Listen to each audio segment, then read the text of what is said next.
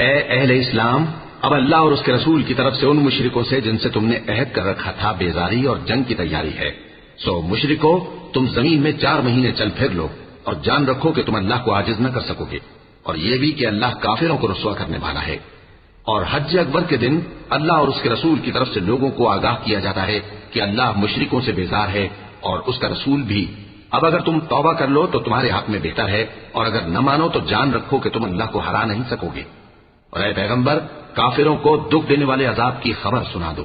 البتہ جن مشرکوں کے ساتھ تم نے عہد کیا ہو اور انہوں نے تمہارا کسی طرح کا قصور نہ کیا ہو اور نہ تمہارے مقابلے میں کسی کی مدد کی ہو، تو جس مدت تک ان کے ساتھ عہد کیا ہو اسے پورا کرو، کہ اللہ پرہیزگاروں کو دوست رکھتا ہے۔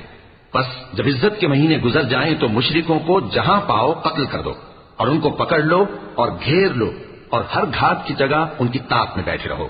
پھر اگر وہ توبہ کر لیں اور نماز قائم کرنے اور زکات دینے لگیں تو ان کا رستہ چھوڑ دو، بے شک اللہ بخشنے والا ہے، مہربان ہے۔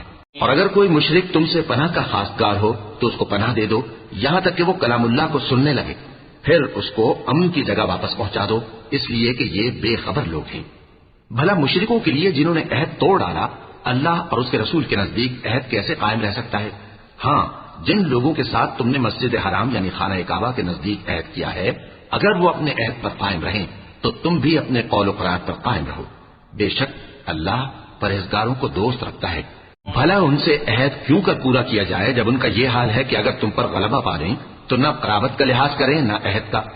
یہ منہ سے تو تمہیں خوش کر دیتی ہیں، لیکن ان کے دل ان باتوں کو قبول نہیں کرتے، اور ان میں اکثر نافرمان ہیں۔ یہ اللہ کی آیتوں کے عوض تھوڑا سا فائدہ حاصل کرتے اور لوگوں کو اللہ کے رستے سے روکتے ہیں۔ کچھ شک نہیں کہ جو کام یہ کرتے ہیں برے ہیں۔ یہ لوگ کسی مومن کے حق میں نہ تو رشتہ داری کا پاس کرتے ہیں نہ عہد کا، اور یہ حد سے تجاوز کرنے والے ہیں۔